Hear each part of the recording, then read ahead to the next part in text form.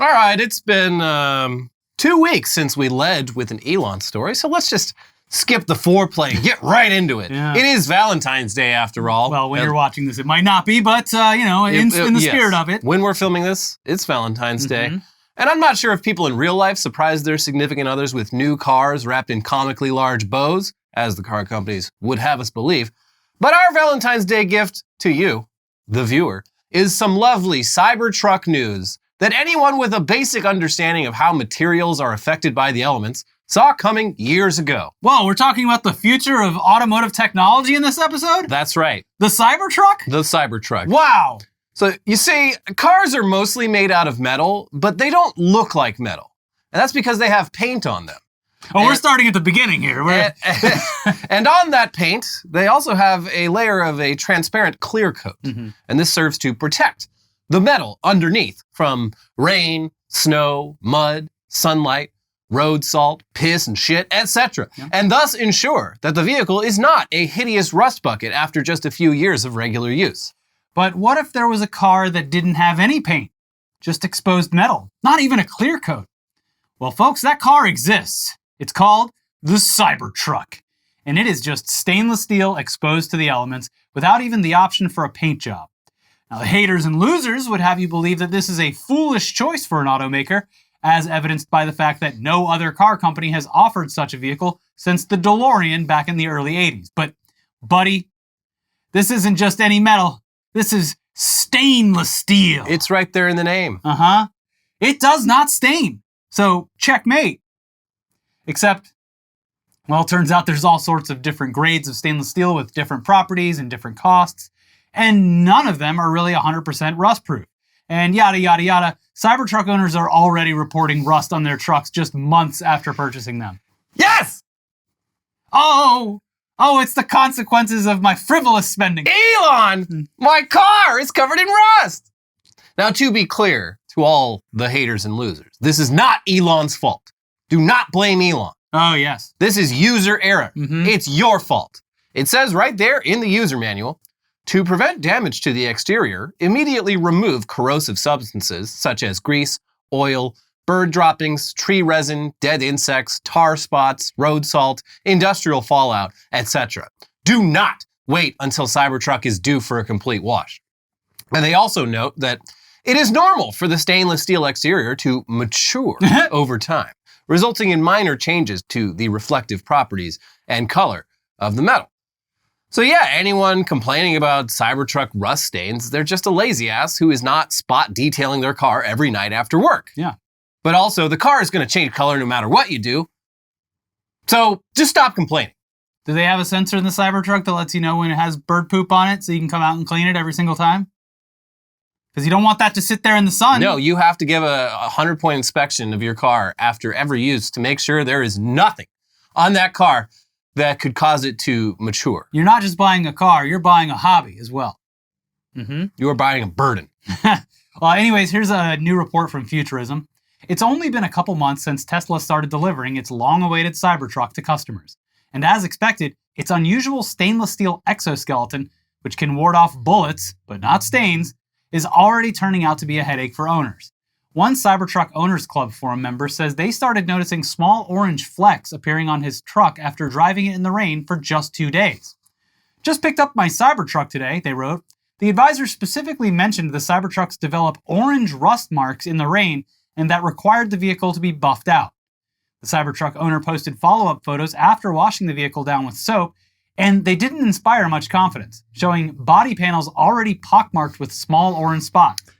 And yeah, you look at these pictures and that's not really what you want your brand new car to look like It's right just going, after you get it. Elliot, this truck is going through puberty and you should not make fun of it. Yes, it's maturing. It's currently in the acne phase of its existence. It's gonna blossom into a real stud. Yeah, wait until you see this car in a couple of years. Slaps hood, creates dent, doesn't go away. This car's gonna be a real lady killer. Literally, it will kill women. Yes, it'll kill anyone that gets in front of it. But yeah, this is something that every other car maker somehow manages to avoid. But, you know, of course, even in our frozen tundra of the north. Yeah. But for the most case. As you know, this is not any other car maker. This is Tesla. And they do things a little bit different. But back to the article. Another user noticed similar orange specks on his truck after driving it through rain in Los Angeles. Well, there you go. It's not supposed to rain here. How could they have anticipated that anyone outside of Southern California would buy these things, right? And that it would rain here? It is hilarious that it's Los Angeles of all places, like one of the least rainy places in the country. But you know, it does rain sometimes, and you're gonna want to put the Cybertruck in the garage and take the bus when that happens. Yeah. They documented the corrosion and told me they'll give me a call next month when the tools have arrived and they can perform the service/repair. We don't even got the tools! The user wrote after taking their vehicle to their local service center. Can't help you, sorry. The Cybertruck has 381 miles on it and has spent much of the 11 days in my custody parked in front of my house. Buddy, you don't even have a garage? Jeez. Although most garages, I don't think can even fit this thing. Yeah, it's an increasing problem with it. Trucks are getting so big that people can't fit them in the garage. Well, in large cities. I mean, like someone could live out in the suburbs, I guess, and have it, but that's like... No, even then, there's that classic Reddit post of someone's big ass like F-250. Like they had to do a custom like garage door with a little like hole for the ass of their truck to fit through. My God. Debate raged in response to the threats, with some arguing that the discoloration could be due to carbon dust, stray filings, or other contaminants. The use of stainless steel, which technically can stain and rust, is a baffling design decision. The Cybertruck is meant to be a workhorse that can go anywhere at any time, per the EV maker's own marketing materials, not an expensive collector's item that you only take out under ideal conditions. Regardless, it's not clear that all is lost. Another poster wrote that their Cybertruck had showed similar marks, but that cleaning with Barkeeper's Friend and Windex had restored it to its previous shininess. There's also precedent. The last time a car company chose stainless steel for a mass-produced vehicle was the DeLorean, an eye-catching sports car famously featured in the iconic sci-fi romp Back to the Future in 1985. Users are already sharing tips on how to keep their trucks shiny by referring to the tried-and-true methods discovered by DeLorean owners decades ago. And others are just leaning into the limitations. I think as long as you don't drive it in the rain or get it wet, it will be fine, wrote one. Cope harder, dude. Cope harder. It's fine. I just won't. If it's wet at all outside, I'll just take my wife's car. Weatherman says it might get a little sprinkly out today. Do you mind if I take your car? It's like having a convertible with no top. Yeah. Kind of. But way less cool. But thankfully, all hope is not lost. Now, we may have misspoke, actually, earlier when we said that Tesla does not offer any paint options for the Cybertruck. I mean, they don't. But they do apparently offer aftermarket wrapping packages. For just $5,000 additional dollars, they will wrap your Cybertruck in a clear satin film. Or for $6,000, they'll wrap it in black or white. Okay. So, problem solved. If you want to be able to drive your new $60,000 car in the rain, just pay Elon more money. Yes. Dummy. This is the rain package. Come on.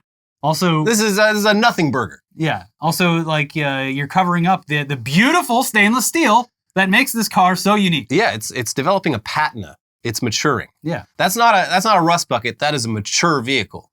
Yes. You will respect it. But moving on now to some other Tesla news. There are actually far, far worse things than getting a little rust on your car.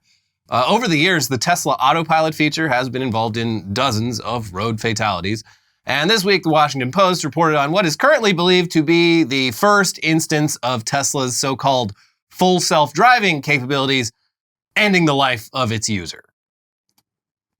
From their reporting, Hans von Ohain and Eric Rossiter were on their way to play golf one afternoon in 2022 when von Ohain's Tesla suddenly swerved off Upper Bear Creek Road. The car's driver assistance software, full self-driving, was struggling to navigate the mountain curves, forcing von Ohain repeatedly to yank it back on course. The first time it happened, I was like, is that normal? Recalled Rossiter, who described the 5-mile drive on the outskirts of Denver as uncomfortable. And he was like, yeah, that happens every now and then. Hours later, on the way home, the Tesla Model 3 barreled into a tree and exploded in flames, killing von Ohain, a Tesla employee and devoted fan of CEO Elon Musk. Rossiter, who survived the crash, told emergency responders that von Ohain was using an auto-drive feature on the Tesla that just ran straight off the road, according to a 911 dispatch recording obtained by the Washington Post. In a recent interview, Rossiter said he believes that von Ohain was using full self-driving, which, if true, would make his death the first known fatality involving Tesla's most advanced driver assistance technology. This guy was an employee and fan. He believed in it. And that was his fatal mistake, apparently.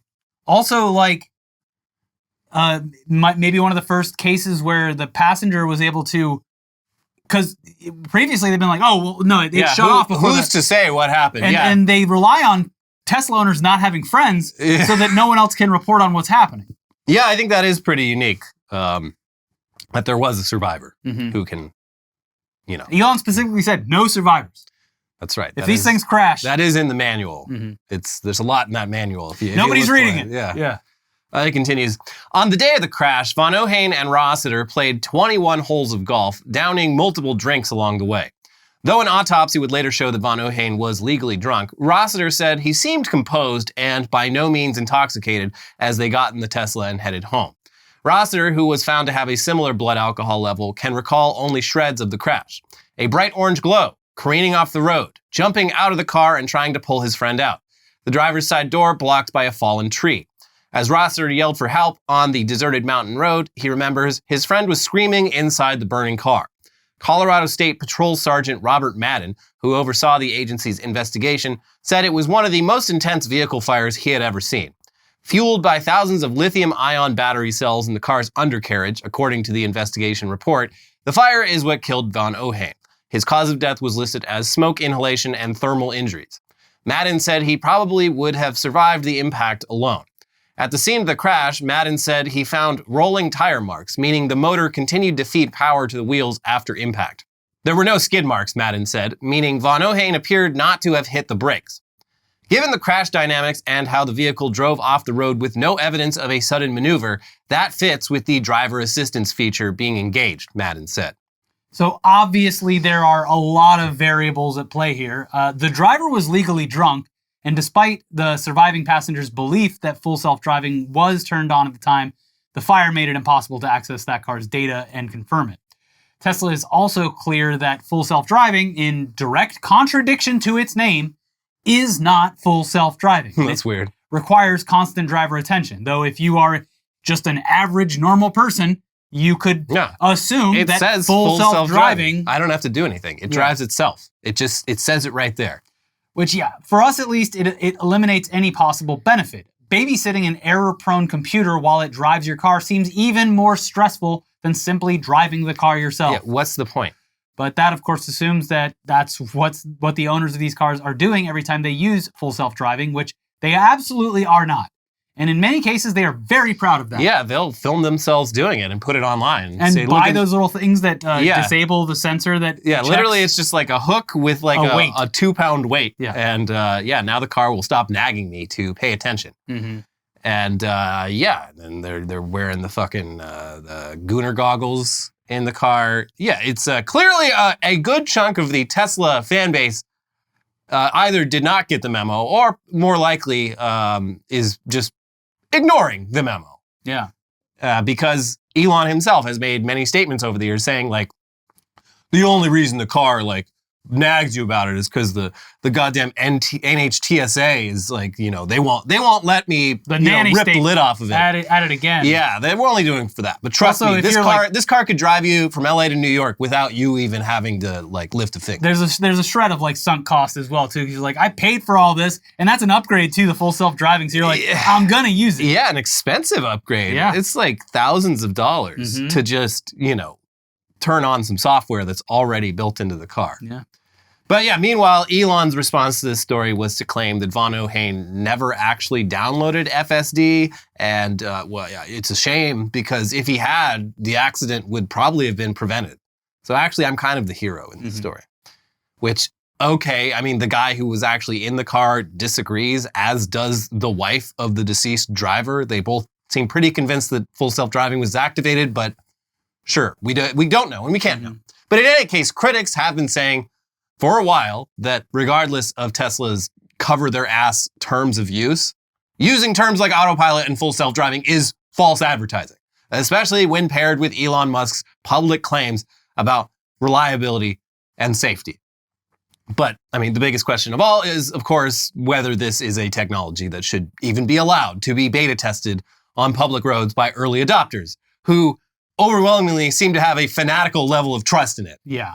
Like, it'd be one thing if this was a feature that normal people were trying out, but it seems like everyone who's jumping at the chance to use it also has 100% trust in it. Yeah. And is also like willing. There's like so many videos we've seen over the years where someone's driving around, the car does something like extremely unexpected and dangerous. They're like, well, it's still the best car I've ever owned. Yeah. Yeah, it does that like every 2 or 3 minutes, but like, safest car I've ever driven. Mm-hmm. Anyways, enough about Tesla, though it is time to talk about X. Thankfully, it's been a relatively slow week for X news, but even a relatively slow news week for X includes insane shit like this from Engadget. X has allowed dozens of sanctioned individuals and groups to pay for its premium service, according to a new report from the Tech Transparency Project, TTP. The report raises questions about whether X is running afoul of US sanctions. The report found 28 verified accounts belonging to people and groups the US government considers to be a national security threat. The group includes 2 leaders of Hezbollah, accounts associated with Houthis in Yemen, and state-run media accounts from Iran and Russia. Of those, 18 of the accounts were verified after X began charging for verification last spring. The fact that X requires users to pay a monthly or annual fee for premium service suggests that X is engaging in financial transactions with these accounts, a potential violation of US sanctions, the report says. As the TTP points out, X's own policies state that sanctioned individuals are prohibited from paying for premium services. Some of the accounts identified by the TTP also had ads in their replies, according to the group, raising the possibility that they could be profiting from X's revenue-sharing program. Yeah, seems bad. Yeah. Yeah. Whoops. I mean, back in the Twitter days, they probably had a guy on the staff whose job was, making sure that the platform wasn't in blatant violation of US sanctions law. Mm-hmm. But that guy probably wasn't extremely hardcore enough to make the cut when Elon fired more than half the company. Yeah. So here we are. But it's just a little goof. Also, he's apparently the Russians have Starlink, and there's a lot of questions as to how they got it and how they are using it on the battlefield when Elon says, well, of course, Elon and the sanctions law says that they could not possibly be buying those, and also they shouldn't work in the areas where they're using them. Yeah. A lot of interesting questions there. Yeah. But speaking of extremely hardcore, that is the title of one of 2 books out this month that cover Elon's takeover of Twitter. And we are very excited to read them both, especially after Walter Isaacson's book turned out to be just a big puff piece. Mm-hmm. Extremely Hardcore is the title of the book by Zoe Schiffer of Platformer, who's been reporting on insider info about the chaos at Twitter since Musk's takeover. And the other book is Battle for the Bird by Bloomberg tech reporter Kurt Wagner. So far, reviews of both books have included mainly stuff that you are already aware of if you've been following this closely like we have and have gradually lost your mind in the past, 2 years? But it seems like they also contain lots of great firsthand insight into what a petty, overconfident asshole Elon Musk is. So we're very excited to check both of these books out as soon as possible. I'll have to throw it on Libby right now so I can read it in 10 months. You're not going to fast drag it? I need to know. Yeah, I'll probably, when there is something like this, I usually go out and actually get it or order it on bookshop.org. That's right. That supports local indie bookstores. Yep. Or I go to the local indie bookstore. Although, interestingly, it was some NPR show, I think, they did a report like a month or so ago about Barnes & Noble. And I had no idea, but like Barnes & Noble is apparently cool now. They changed their entire business model over the past couple of years. So they're no longer competing against the mom and pops. They're now on the ropes with the mom and pops against Amazon.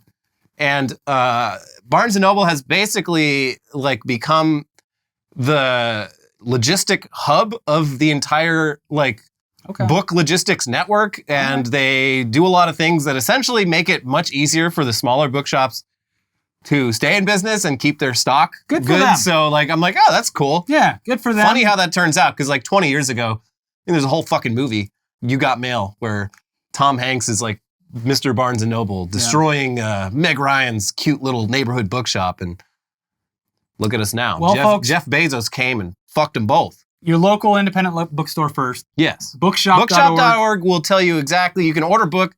They will ship it to your local bookstore, who will then ship it to you. Or directly to you, or you can obviously, pick for convenience. It can also come straight to you. And then Libby, of course, is your the local, library. Everyone's local library. Yeah, the books on your phone, on your You tablet. can even pay certain municipalities around the country to use their library Yeah, system. I think the LA... I use Queens. Oh, yeah. Queens, New York, and LA, obviously. Yeah, that started during COVID.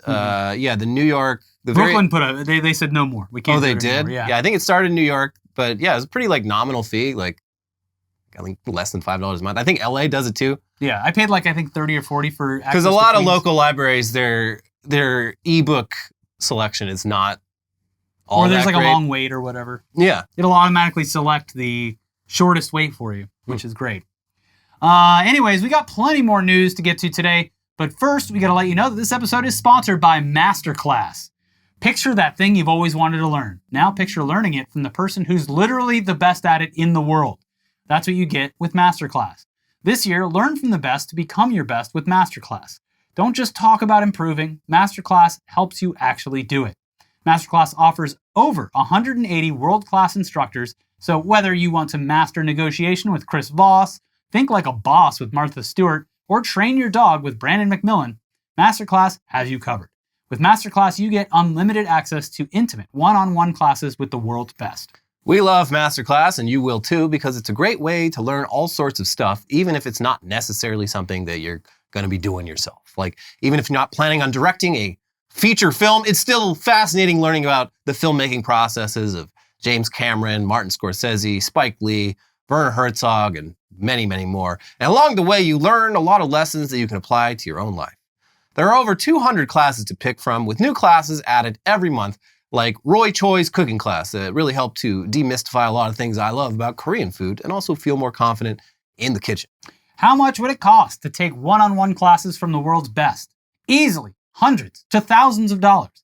Well, with a Masterclass annual membership, it's just $10 a month. Masterclass helps you learn anywhere, on TV, in the app, on their website, even in audio mode on the go. Plus, every new membership comes with a 30-day money-back guarantee, so there is no risk. And right now, our viewers, that's you, will get an additional 15% off an annual membership at masterclass.com/newsday. Get 15% off right now at masterclass.com/newsday. Masterclass.com/newsday. Or click the link down below. Easy peasy. Back to the news now. And obviously neither of us has had what most people would consider a real job in quite a long time. I'm not out there doing the oil rigging with that mud going everywhere. That's a real job, right? OSHA be damned. Side note, that picture, that video that pops up every fucking 6 weeks. They're all just they're violating 20 OSHA codes. Yeah. And they're always like, I'd like to see a woman do this. And someone actually found a video of a female oil worker doing it and properly, not getting fucking shit everywhere. Yeah. Yeah, doing it the correct way. It's like, oh, well, the point still stands. This takes all the air out of my argument, though. But, a real job, not just a manual labor, but just any job. The jobs that people who aren't making YouTube videos have. The jobs that Bless your hearts. The jobs of people who go to bed at a decent hour, not editing. We haven't done that in a long time. So the whole process of job hunting, applications, interviews, onboarding, etc. in the current era is not something we have firsthand knowledge of. But it sounds pretty fucking bleak. Yes. Especially for the more mundane service industry jobs. Stuff like personality tests seems like an unnecessary and annoying hurdle for someone applying to wash dishes or flip burgers. And 404 Media has a report this week on one such personality test from a company called paradox.ai that applicants for companies like FedEx, McDonald's, and Olive Garden have had to take recently. And on top of being annoying and unnecessary, it's full of seemingly endless images of blue alien-looking creatures. Okay. Man, I just want a dishwasher job was the title of one thread on Reddit in a community of food service workers. The post shared a screenshot for assessment instructions for part of the hiring process at Olive Garden. The instructions tell the applicant to go with your gut and answer honestly, and that there is not one right answer. They then include an image of a blue humanoid alien they introduce as Ash, who will represent you in each image. For each image, simply click Me if the image describes how you generally are, and Not Me if it does not. The Reddit post shared one of these images as well, showing Ash and another blue alien in a kitchen standing over some bowls. A caption above the image says, traditional, and invites the applicant to say, me or not me. What? Okay. Do you believe in the trad wife? I applied for a job as a bartender in a New Mexico Olive Garden to see some of these questions myself. And believe it or not only was the traditional image not the weirdest one I saw, it was also only one of more than 80 that I had to respond to in order to apply. Yeah, so the Wow. article then includes several examples of these images, which are all featuring the weird blue humanoid creatures. There's this one with a blue alien customer yelling at the blue alien restaurant host with the caption, "Not much bothers me," and the option for either me or not me.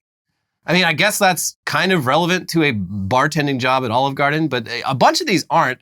Like this one showing a blue alien waving goodbye to a receptionist while leaving the office at 5:06 p.m. with the caption, "No overtime." And then there's Okay. and then there's this one with the caption, "Me first," where one greedy blue alien has taken the last 2 slices of pizza while another blue alien holding an empty plate looks on sadly. No pizza for that little blue alien. That's so me. You should have got here sooner. Yeah. Also, these images are almost certainly all AI generated, obviously. Yeah. Mhm. But it's like, I just don't understand the point of this stuff. Like, even the stuff that's like relevant to the job, like, I mean, I guess you're going to filter out people that are just like extremely stupid if they're like, yeah, I like stealing food from my coworkers. Yeah, I'm going to leave. Although, like, he's not leaving early. He's leaving after hours. You owe that person 6 minutes worth of time. Yeah. But It's the format bizarre. is maddening, especially for the jobs that like this is supposedly for.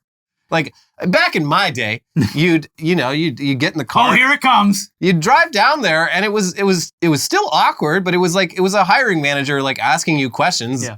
And those questions were also kind of, in many cases, impossible to answer. Yeah. Like, what's your greatest weakness? Shit like that. I'm just trying to work at Applebee's. Listen, man. Yeah.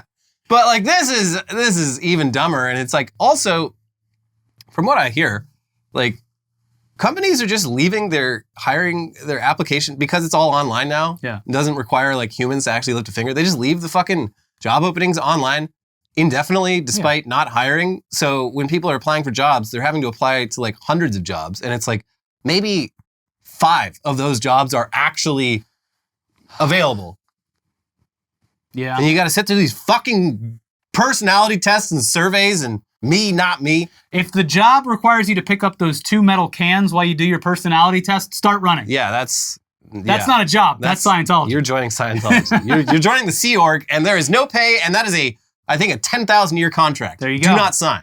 So those ones that we previously talked about, they seem at least relevant to the general concept of jobs, but they get much weirder. And again, these are all just a picture, a caption, and the applicant has to click either me or not me.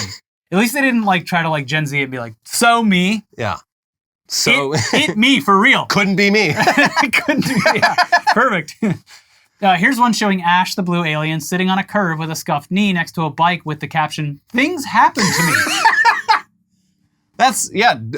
Wait. I agree. Hold on. So things do happen to me, but, well, yes, and in the course of my lifetime, I have scuffed my knee while riding a bike. Get rid of this guy. He's an unlucky person. Like, what is this? What is the point of this? No, they're analyzing behind the scenes your stats like an RPG character. Your luck has just gone down. Yeah, I guess so. By clicking that one. Things happen to me. Yeah. I don't know, boss. This guy, things happen to him, and I don't know if we need that on our team. You know someone where things never happen to them? Mr. Magoo. Always slightly Always avoids things happening to him. Couldn't be Get me. that guy in the kitchen. We need Mr. Magoo washing dishes here at Olive Garden. He'll do it right. And if a big stack of dishes comically falls near him, he'll move just in time for someone less fortunate to crash on. It'll all work out. Here's Ash on a balcony overlooking a beautiful, futuristic metropolis with the caption, "Imagine a perfect world." What? That's not me. No, I hate it here. Yeah. Couldn't be me. Yeah, like what? Again, like this is so vague. Yeah. This like, one is how do you answer that? This one I would assume is like, do you take time to like enjoy your surroundings or live in the moment? Okay, that's one interpretation, but like another is just like, do you wish there was monorails? Like, what, Yeah, I like, don't what know. the fuck does this mean? That this is actually What's the right answer? Actually, they're like, this fucker's daydreaming. He's daydreaming all the time. Yeah, there's like every one of these, it feels like there's a good faith and bad faith interpretation. Yeah, if there's time to dream, there's time to clean. Yes! You're gone! Exactly! Here's Ash and a bunch of friends sitting around with the caption, discuss philosophy. Nope. Fucking stoner, get out of here. We got drug test that guy. Socrates over here.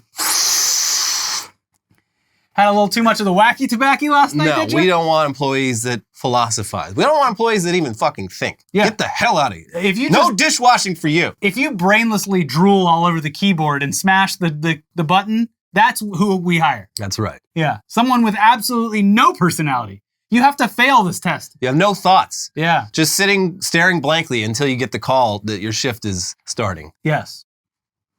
Here's Ash seemingly manipulating some sort of hologram with the caption, always wonder why. I'm trying to wash dishes. What is this? What? How do you answer this? Like, yeah, it would be cool to live in the Minority Report world and use like the holograms, but also the Minority Report world is very, like, there's a lot of bad things about it too. They're accusing people of crimes before they even happen. Yeah. And as the story progresses, you see the inherent flaws in such a system of justice. So, but we have to make sure that me. the person bringing you your sizzling fajitas isn't manipulating a hologram in the back. If you got time to hologram, you've got time to clean. Yeah. What rhymes with hologram? Nothing. Here's Ash giving some sort of TED talk with the caption, personal best. What?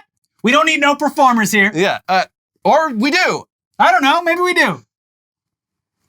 We want you to be the best of your job, not talk about how you're the best. Oh, yeah. So that's one interpretation. For each of these, you must select me or not me. And that will directly impact whether or not you get that dishwashing job at the local Olive Garden. Anyways, so when the author of this article got his results back, it was a 5-page report letting him know that his big 5 personality is producer. Self-sufficient and adept at monitoring your own productivity, you thrive with high standards and don't always appreciate exceptions or nuance. Unconcerned with external rewards, you see a job well done as its own incentive. Hey, you got all that from the pictures of the Avatar aliens? Stealing pizza from each other and looking at the stars? I think that's cool. This is actually just a test to see if you'll finish their stupid test. I mean, that's part of it. Yeah. You are getting no reward for this, just the completion. So congratulations, you're a real self-starter. I mean, I feel like a lot of this shit is just to filter out people who have like comically low levels of patience and also are a combination of like sociopathically evil and also too stupid to like be able to fake that they aren't sociopathically evil. However, that other guy, he did eventually shove a square peg through a round hole. And that shows that he is willing to complete the task. He has no matter initiative. what stands in his way. So anyway, yeah, this is apparently, it's just the same personality model that's been used in hiring for years. It's known as the Ocean model or the Big 5 personality profile. Studies have repeatedly shown that it is not especially useful for hiring purposes, but it remains an increasingly common hiring tool. Yeah. And now it's got weird blue avatar aliens and the sort of questions that you would ask a character in the Blade Runner universe to determine whether they are a replicant or not. Damn, there you go. And that's all so that you can have the privilege of a mundane minimum wage job. The kind of job that in decades past, you'd walk in the door and say, hey, are you hiring? And they'd either say, no, we're not. Or they'd say, can you start right now? It's literally you're washing dishes. There's not much to it. Can you wash a dish? I would love so much to see right now, like at this point they would be grandparents, but a grandparent being like, you just want a job? Well, you go down to every single place with your shirt and tie on, and you tell them that you're ready to work hard. It is quaint. You bring your grandfather or whatever with you, and you're like, hey, can you... Grandpa, is this me or not me? Tell them which one the blue alien is. Yeah, no, it is wild. I mean, like, they're very out of touch when they say shit like that, but it's also like, that's how it used to work. And honestly, things worked fine back when you would just put on a nice shirt and like walk down the main avenue and be like, hey, you hiring?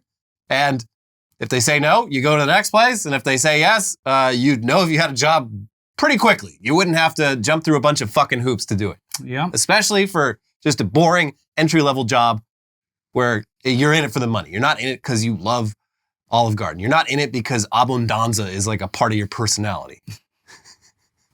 Hey, when you're here, your family, we got to make sure that you fit in with the family. All right? Anyway, condolences to everyone out there looking for jobs. It sounds fucking awful, and I'm so glad that I don't have to do any of that. Please continue that streak of us not having to do real jobs and entertaining you instead by clicking the like button and making sure you're subscribed. And for the love of God, if you can afford it, click the join button. Get your comments highlighted. And if you can't afford it, you go start knocking on doors. Yes. You put on a 3-piece suit and Start a stack of resumes. Vacuum cleaners and milkshake mixers. And Cutco knives. Yep. Anyways, yes, do all those things. We love you for it. Very happy. Leave a comment, reply to a comment. And if you missed it somehow, we got a whole rundown of the weirdest ads from the Super Bowl. And also... Foot fetish. Christian foot fetish. And Chernobyl wolves. They're radioactive and they're here to cure cancer. Woo. Bye-bye. Bye.